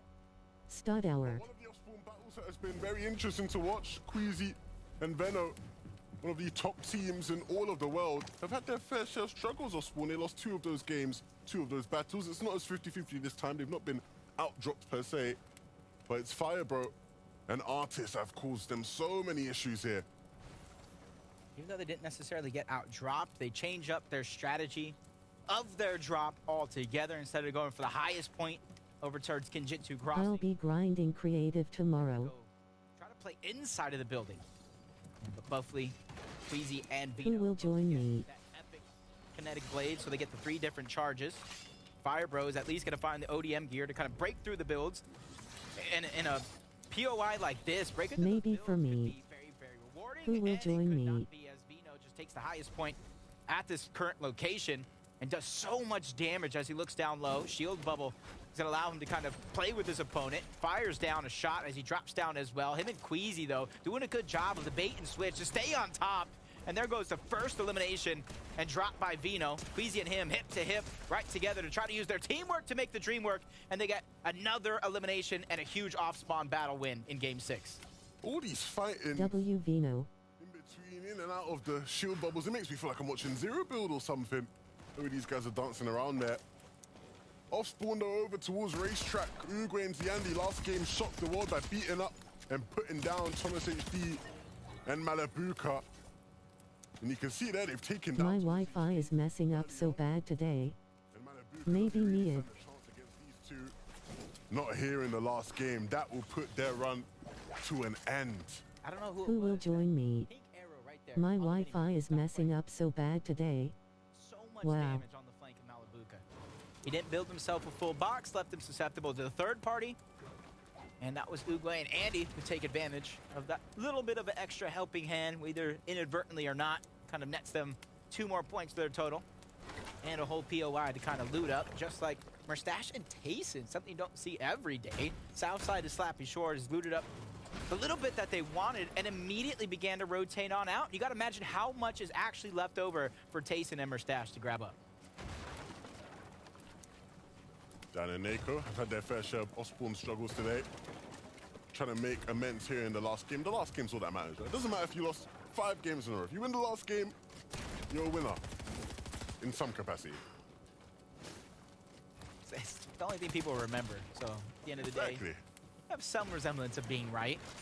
Nako and Dan just, honestly, instead of just bringing it all straight down to a 50-50 in so many games that we've seen before, it does look like he's just going to try to rotate on out, and might be the best decision that they're making so far, because Vortex and Yapko is slowly but surely moving in, trying to third party. They say Naku trying to rotate on out and reunite with his teammates. Those are going to be the first shots that we've fired so far, but they know at least one other team lands at this POI. They just don't know exactly where they're at. So we have to stay careful, have to be aware. Dylan Savage, who have impressed me so much throughout today. Really, really showing up and showing all their fans that there is reason Wow. to be excited. There is a reason to believe in the hype. And here looking to third party this fight over towards this Naughty Nets area. Obey and Asa are going to be the ones towards the low ground. Hormick and Zoom, though, have a little bit of that elevation. Another team moving in, creeping on this location, waiting for everything to play out so they can try to third party. That was Savage and Vidil that you Whoa. mentioned moments ago. And a team like this, they have all the patience in the world to execute a strategy like this.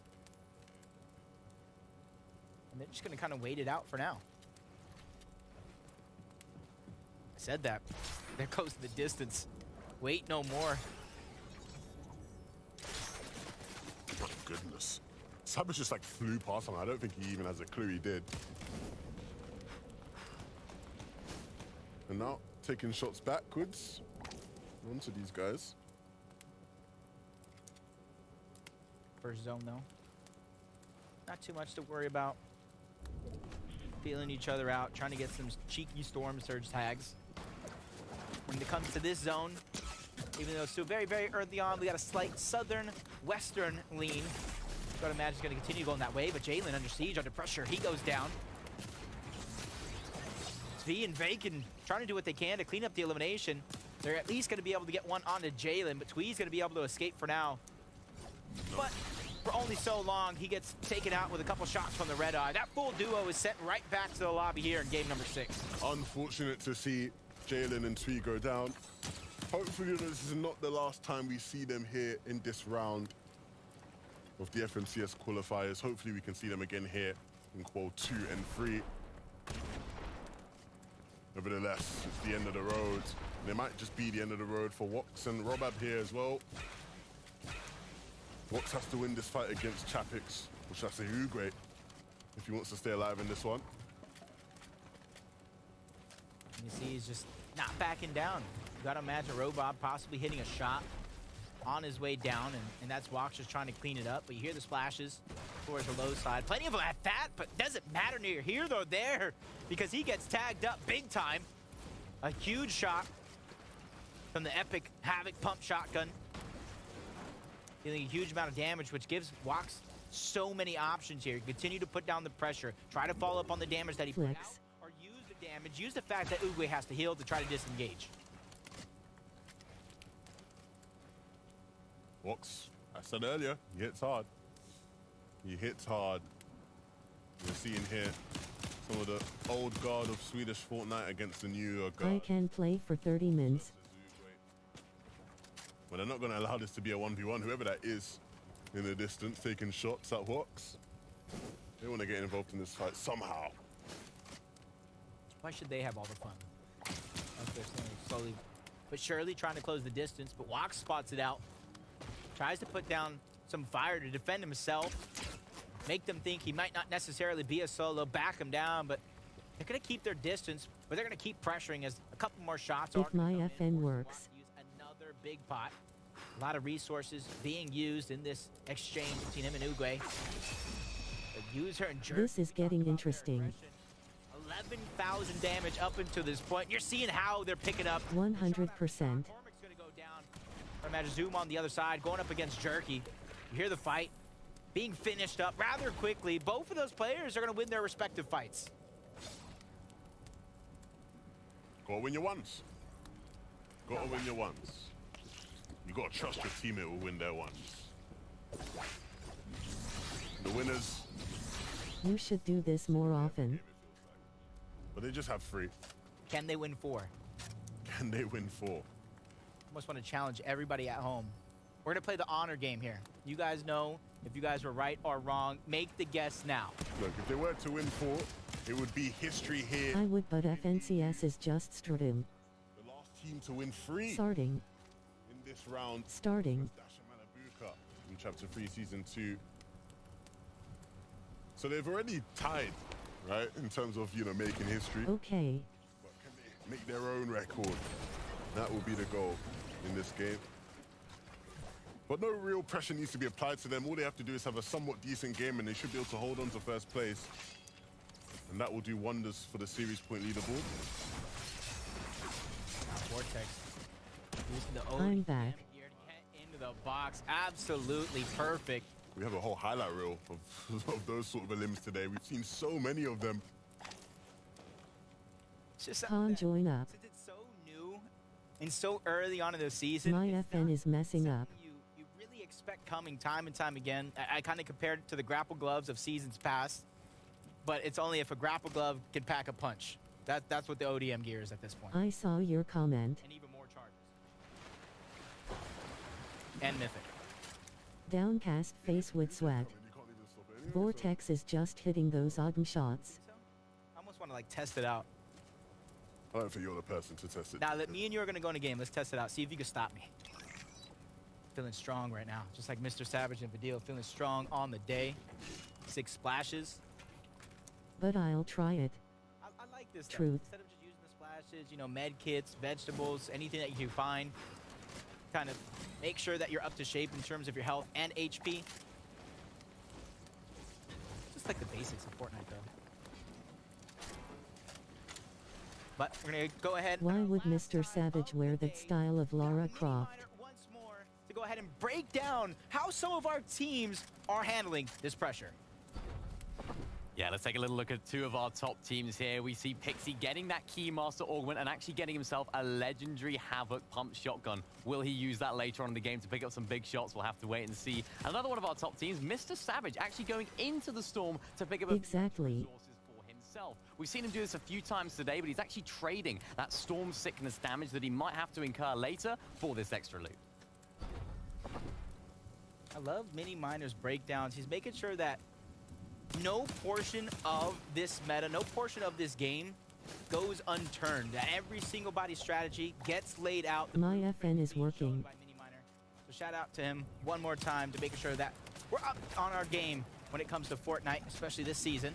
User and Jerky trying to continue their incredible Okay, nice. run throughout this tournament. Seems like they can go up against any team in this lobby and give them a run for their money. President Drew here in the Storm at Mega City. We've seen this a couple times where these fights just sort of lag on a bit, take their time. But Jerky's got a vendetta. Him and User will want to win this fight, but that starts with hitting the shots, and Drew will close it out and he'll dance as well.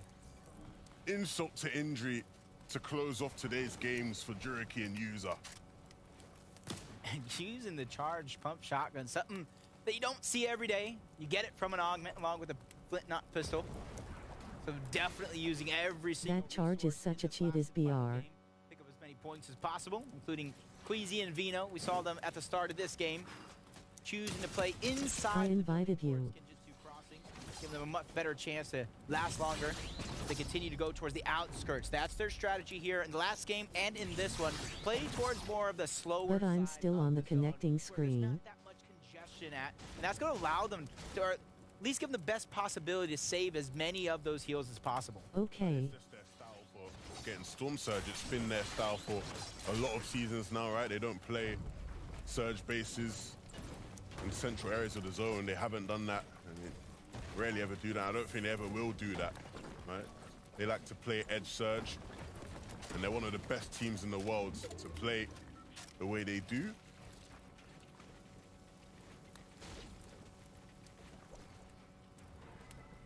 You know what? If they're going to hide in that building, I like that. Just throw those gas cans out. If anybody tries to close in, Plain push Wheats up, combo is a fight it. W. They have a surprise coming, let me tell you. Traxxer and Kiddo might be one of the teams trying to close in on the distance. They box up rather close. You can see they're trying to go for that refarm while getting that piece control as well. Traxxer gets boxed up, coned down, and tagged up as he tries to escape. Luckily for him, his teammate was there to alleviate Legends. some of the pressure, but not the damage overall. You can tell it was a bit of a shock to him. Quickly placed a ramp behind his head to try to get some cover.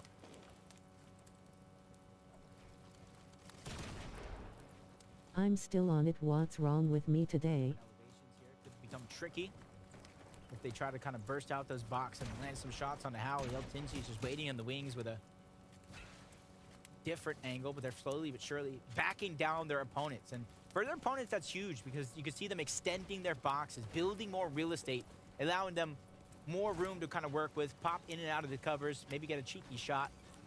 But it doesn't look like Howley and Eltinzi are taking the bait for now. They're going to keep their cool. They don't want to overextend in this. AKA my PS. Today, at least.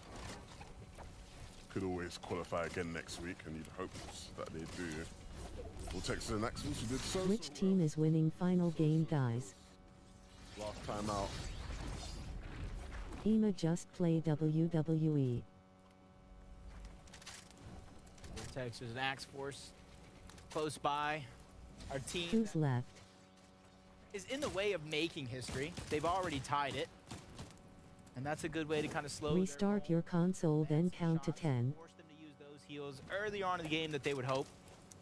What's always keep note is they're staying ahead of the zone so they don't take that damage, so they don't get storm sickness versus everybody else that likes to play the same heal off. Najin and Maker hot on the heels of one player, tries to get the cheeky edit. That is Curb on the other side that is just trying to run, stay alive as long as possible. From game after game, those third parties are allowing for Najin and Maker to really learn their lesson. Instead of continuing to chase, instead of continuing to take those tags, they're just going to slow it down momentarily as they reassess the situation.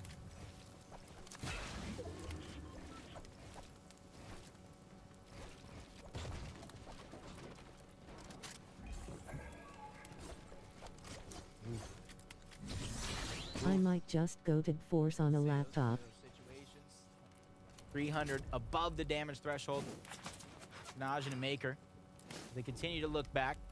They don't want to trap themselves outside of the zone. There's another team right in front of them on a mountaintop. That's Monk and Polish, I think it was.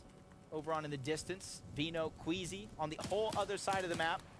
And this is exactly what you were alluding to. They play the I edge just zone, voted. where there's not many teams that are going to rush them, not many teams that are going to push them, but it still shows that they're going to find that damage on the slower side where a lot of these teams seem like they have a little bit more freedom, which is why they're openly rotating just like that. Yeah, they know where the choke points are, and they absolutely find those teams and connect onto them. 700 above. It's a nice spot to be at so far. But today it looks like we will be finishing things over towards Frenzy Fields. Dead center of this POI right now. And everybody will have to gather towards this area. Ref's Guard and Hellfire. Maybe haven't quite had the day they would have wanted to out of Mega City. Or at least gonna get a chance here in the end. Imagine stream sniping Ninja and LMing him. Points for that series point leaderboard. From one Just how many side teams to on the another. outside of zone have to make it in. You can see all the way on the north No thanks. west side of the zone. And a lot of teams have to start making their way in towards Frenzy.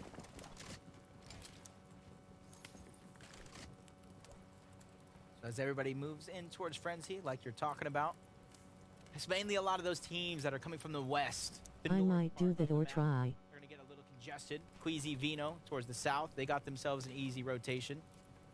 Cyanid and Razumi got themselves a little bit of safety here towards Frenzy Fields. As the zone does expand, there's going to be Flicks, it more room didn't to work. with on the other side, but that leaves more room for Carmi and Vaniac, who's boxed up close by, Smokey and Slurpfishy. You can see even though they're Okay. 175 above the damage threshold, they're not getting antsy. They're still playing very, very patient, waiting for that last possible moment because they know these opportunities are naturally going to present itself. Yeah, but you're seeing I'm just gonna play WWE 2K22 that always gonna take shots at you. They can stop for for a bit. though, use some of heals before making their move again. They aren't too far away from getting in. Be careful though, because all it takes is one team that's down on Surge and close by with no other options to try to end some runs. Della and Pixie 400 above. You can see them just playing defensively, holding out their builds, try to stop any of the lobby focus that could potentially come their way. And buy them some time, some moments, some seconds to pop those minis, get their shields back up as much as possible instead of the splashes being used. Make sure you guys take note that they choose the big pots, but under pressure, there's going to be Vaniac and Carmi. Exactly what I was really talking about. Looking safe for a moment, but down on Surge, which is forcing these fight after fight. Carmi's going to go down. That's Queasy who's able to pick that one up. Bacon's just trying to fight and take down Vaniac, who's only on a sliver of HP, but he turns and burns! Oh my god, Vino with a living nightmare gets taken out right before our very eyes. Queasy's like, what happened, bruv? I can't believe my eyes. There's no reason why Bacon should win that. What a shot. One of the best shots you'll see all day long. And now that just leaves Queasy. I don't think he'll be able Queasy is a solo. The zone's too small. And so it's just going to have to be a solo clutch, but let's take a look at that again. Bacon here, he was fighting Vaniac. He, snuck up on him and he just hit the shot of his life. 180, bang. Vino's gone. Oh my God. Vino lands almost a full spread himself as well.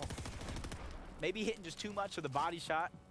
Who knows? Either way, Vino, we know how much of a competitor he is. He's probably rewatching that one, trying to figure out how he went down, how to fix it for next week, because it's the last and final game of the day as Vanyak was once down on Surge, slightly above, 35. He knows for now there's a little bit of comfortability. Doesn't have to rush to peek through, but he knows it's inevitable. Look, if you had Vanyak solo clutch on your FNCS bingo card, this might be the time to tick it off, because he's primed and ready coming into this end game to make something happen. Finally, another game where we get to see Mr. Savage and Vidil make it deep into a game. They spotted a couple players in the zone. They wanted to try to take out, and it didn't quite happen. And now Savage is scouting their next rotation. He's the one that's taking the lead. He's the one that's deciding where it is these guys have to go, where they have to move. And he has to make the right decision now in such a pivotal game, not just for this session, but for their development, their improvement, and their journey across this season. For Juice Fishy and Shamoki, they're thinking about how they win another game. They're thinking about what it is they have to do. You see here, 2 charges being used with those kinetic blades. They're able to position themselves in the zone now. Maybe a free limb there for a moment. I thought Juice Fishy boxed somebody up. I think they just were able to get out. Just looking at this stage of the game right now, there's still 27 duos left alive. Placement points haven't even begun to really tick in as Flixie is getting that huge beam onto one and wasting no time with the kinetic blade to try to close the distance. It's just, it's hard. You don't go down before the placement points. Yeah, Sadie there with a mistake in this final game. Was not sharp enough. Flixie was looking for it. Wow. Whenever there's players on a similar elevation to you in those kind of situations, you have to beware that someone's going to take shots at you. And so now Flixie leading the way here in this final game. When we interviewed Grippy at the start of the show, he said he's blessed to be able to play with one of the best IGLs in the region, he believes.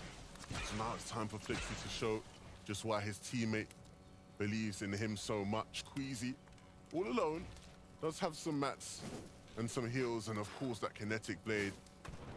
So he can certainly make something happen. We've seen crazier things today.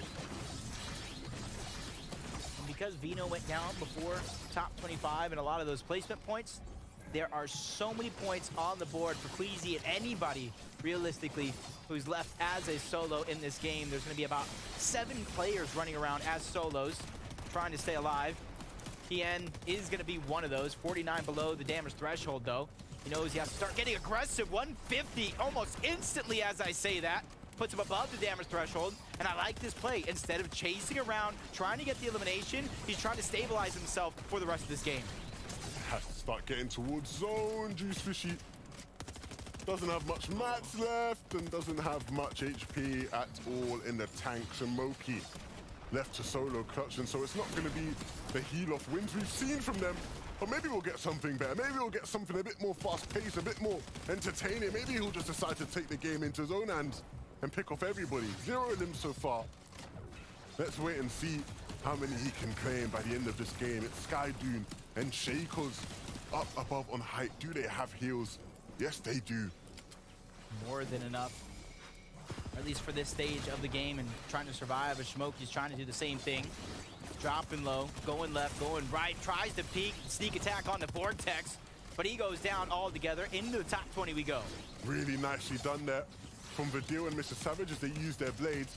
Made sure to stay right underneath that height team so they couldn't get shot by them at all.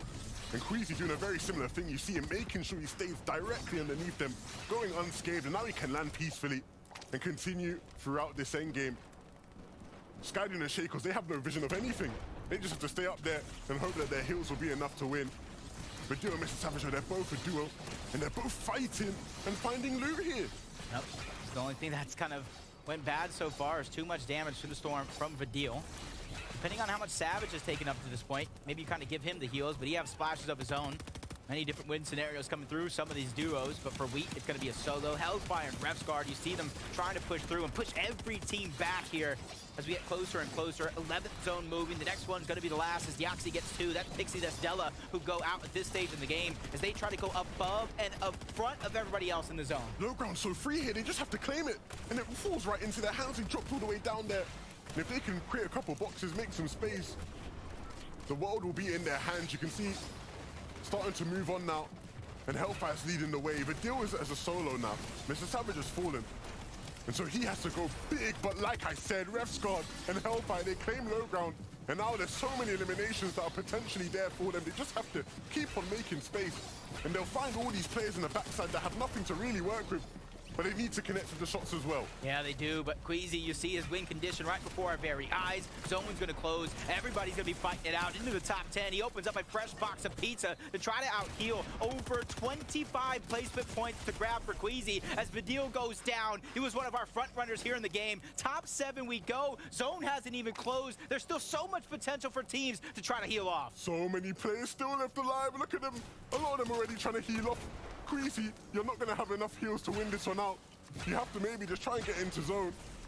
He's running thin. But up above, Skyden and Shakos, everything was looking good for them. They had so many heals, but they've lost it. Vadel and Mr. Savage dies on top 11. No, he's still alive. Still has the heals, still has a pizza, the slurp juice, and some splashes. Queasy finally falls now. Default. Yo Legends try to stream snipe Nick tomorrow. Shotgun of his opponent, he goes down after taking up a couple of limbs there as well. The Skydoon here now, all the way down beneath. And he's trying to find space. He doesn't even need to use this. So close, sorry people who said yes it. Ref's Guard didn't quite have enough heals to outlast him. And that's going to be the end of the day, but a nice victory there. Yep. When they absolutely needed it most, Levin, they dug deep, and you got to give them all the credit in the world. When everything looked bleak, the team had the high ground. Skis team take the wins. Not only knock them down into their palm with their hands, but knock them back to the lobby overall. And you can see pizza in hand, chug splashes again. The slurp juice going to be used. He didn't even need it all. He wins with more than half of the heals still in his inventory. Yeah, Skydoon and Shakos. For a moment, I was worried, right? Because Default went up, and I thought he was going to hit a couple of shots, because that's what Default does, right? But these guys are able to win out the game.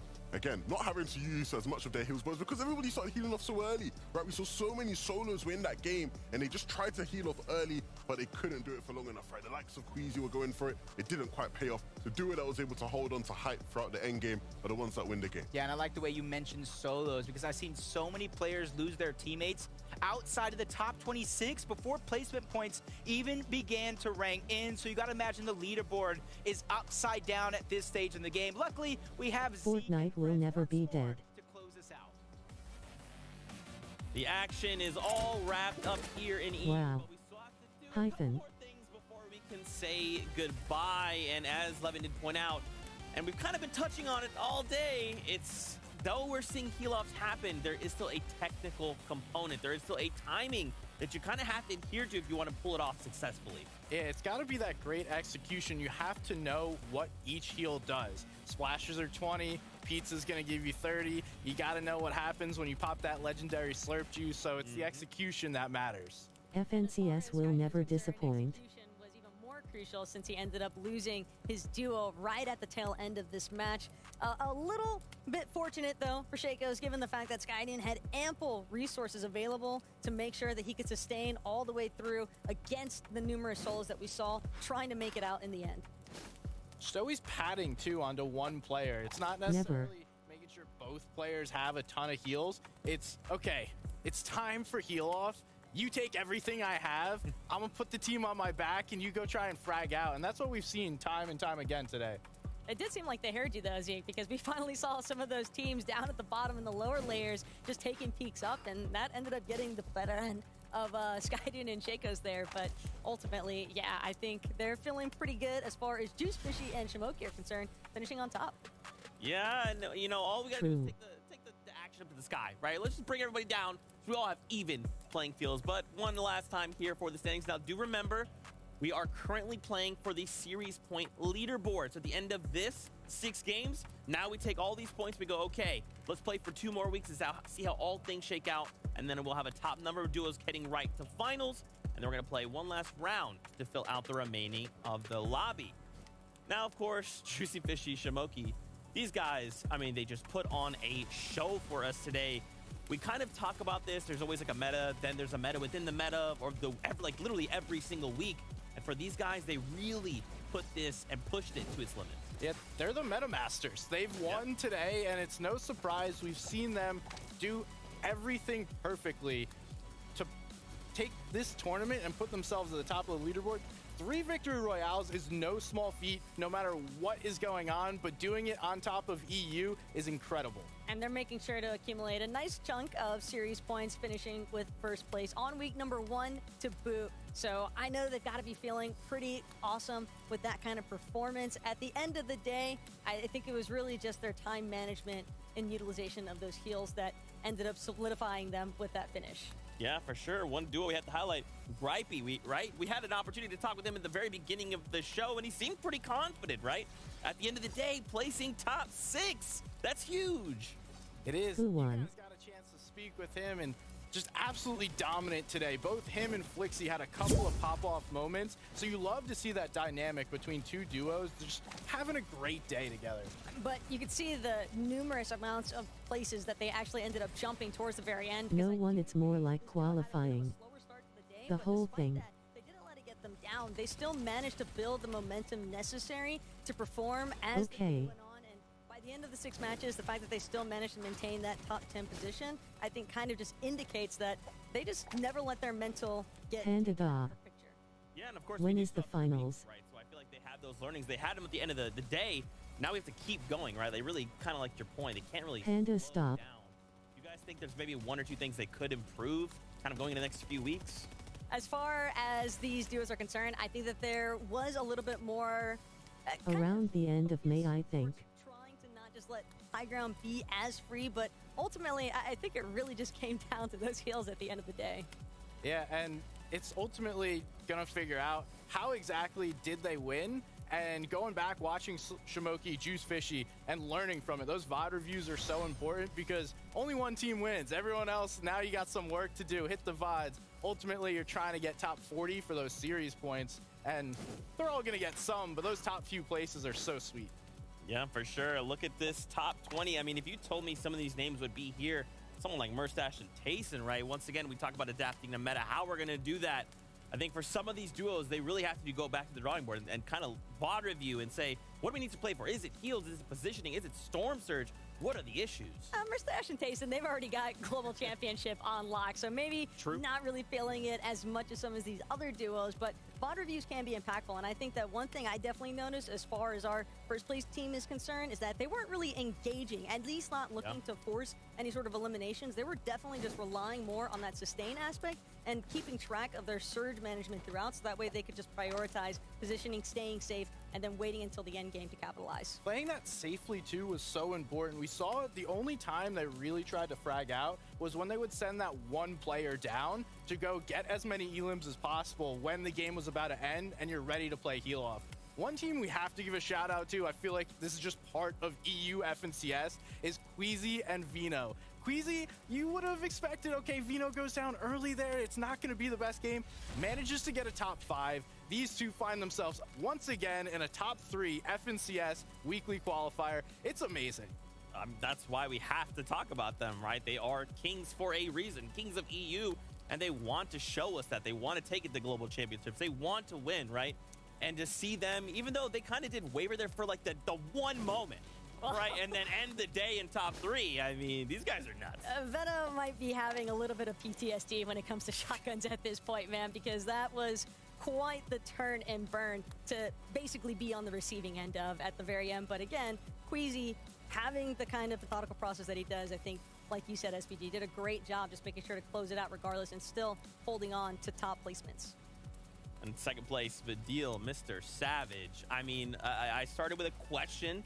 Is this a duo, right? 2 great names, but does this work? The answer definitively is yes. Much success. We see these two able to get second place. I feel like it was almost quietly. They didn't do anything crazy, just played super consistent. And ultimately that is what wins you these tournaments or gets you a second place. Hey, they were the second team we talked about today, so to see them here in a second place finish, maybe we should make them first next time. Well, we can talk to them direct because guess what? We have an interview with both of them, Mr. Savage, Vidil. Gentlemen, welcome to the broadcast. It is fantastic to see your faces. Vidil, I want to start with you, man. Coming in, you guys play second on the day. How are y'all feeling right now? I'm feeling Clap, great. clap, clap. What can I say? It's like the grind paid off. It's crazy. Well, I mean, the grind is one thing, but I want to know, how did this duo even happen in the first place? So me, I was looking for a duo, and then Mr. Savage randomly DM'd me on Twitter, and now we're here. All right, first of all, congratulations to both of you. Second place, really solid play today. I want to know, one, who's the mastermind behind the duo, and how exactly were you guys able to play so consistently? That's basically our coach.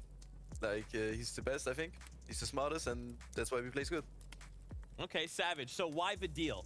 You knew something coming into this, and you were like, I want Vidil, but why? I mean, he did win FNCS like a couple seasons ago. Everyone knows he's the GOAT, so easy choice, you know?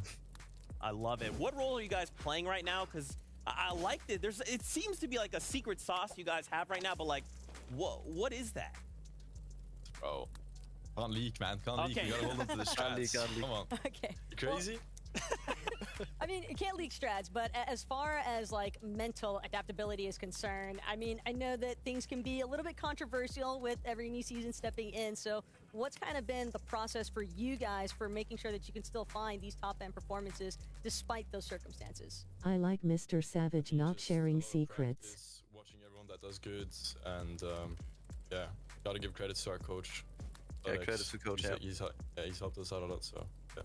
I gotta ask, who is this coach? You guys both are hyping him up. Give him a shout. BloodX, man. Shout out to BloodX. BloodX, man. I like it. Okay, and one final question before we say goodbye. So obviously, top two, amazing. What are maybe a few things you guys are hoping to work on over the next few weeks to make sure you guys make it to finals and ultimately global champions? I think we just need to make less like small mistakes, because that's what cost us first place today. Like last few games, we just did some small mistakes, but we'll fix it. Yeah. All right. Well, guys, thank you so much for taking time to talk with us. Before we go, Vidil, we'll start with you. Where can people find you? Everywhere, man. Like Twitch, YouTube, Twitter, Instagram, just with you. Just Vidil. Savage, what about you? I feel like this doesn't need to be asked, but let's just ask anyway. Mr. Savage on everything, man. Everywhere. Guys, thank y'all so much. We really appreciate you taking time, and congratulations on his second place once again. Thank you. So cool. Man, what a wild day we have had. And once again, congratulations to everyone. Remember, this is just the beginning. We have 2 more weeks, right? Everyone start subbing at Vadal and Mr. Savage. Before we do say goodbye here, let's take a look at a broadcast schedule. When are we back next? Now, remember, tomorrow we're back. We'll have Okay. North America, but for you EU fans, next week we're coming back April 22nd, and we're make sure you do not miss out on grand finals. May 13th, 14th. We hope to catch you there because there's way more Fortnite to be had. But that's pretty much it for us from today. This is the part of the show that I hate. It's like saying goodbye. I just want to watch more Fortnite, man. You ain't gonna wait long. That's true. Tomorrow. What do you think, Jacob? Today? I mean, Thoughts? to me, I just surprised. It is Heal-Off meta. I thought there was going to be destruction. I thought really anybody had a chance to win for Smokey and Slurp Juice Fishy. They really rised up to the occasion. They showed that they're one of the few teams that can not only tie history, but kind of take over this type of meta. Personally for me, I don't think I'll be eating pizza for a while. I'm gonna stay clear of some pizza. But on a serious note, I think there's been a lot of fun. I think we've seen certain teams who like clearly have like a key in on the meta, right? There's been so many changes. It's a whole different game for some teams, and certain ones are just picked up like that. And that's always a good sign for me, right? In terms of like, you're probably going to look back at this leaderboard at the end of the season and go, oh, our champions are right in front of us. Look how they were playing at the start of the qualifiers. And that's just how it goes all the time. Are you calling a Shimboki Slurp Juice Fishy championship? I'm not saying them necessarily. I'm just saying someone high up in those standings probably is going to walk away with the whole thing. I can respect it. Queasy and Vino. Queasy and Vino. Queasy and Vino. It's putting in that grind early in the season, though, and that's what this guy just said. Savage and Vidal might be taking that one a little Crazy bit and Vino. personally at this Crazy. point. Crazy and Vino. Oh, Crazy and Vino. Well, maybe we'll look to disappoint Levin twice today because it might be Savage of a deal, and he's going to be surprised when he finds out the 3 pepperoni pizzas from Pizza Pit were delivered. So we know what we're doing for the rest of the night, but for y'all at home, if we don't catch you tomorrow, we'll be here next week. As always, we love you. Keep yourself safe, and we'll see you on that battle bus. Beep, beep.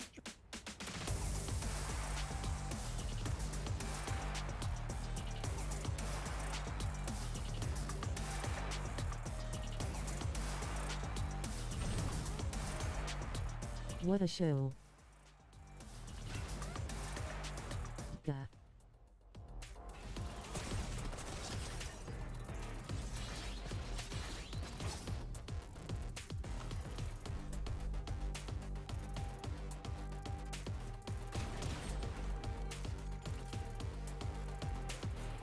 What a stream.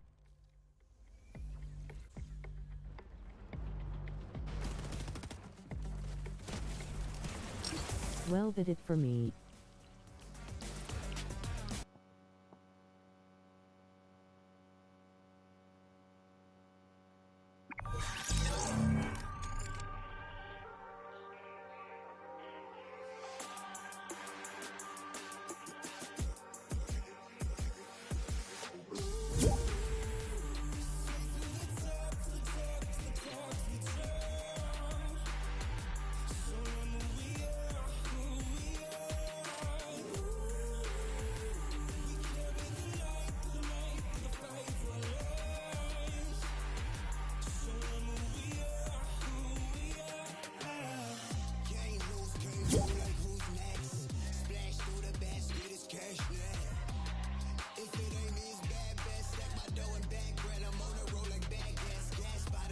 Make sure to like and subscribe to join the Legends Army for more streams. See you in the next one. Stay a legend, guys. Peace.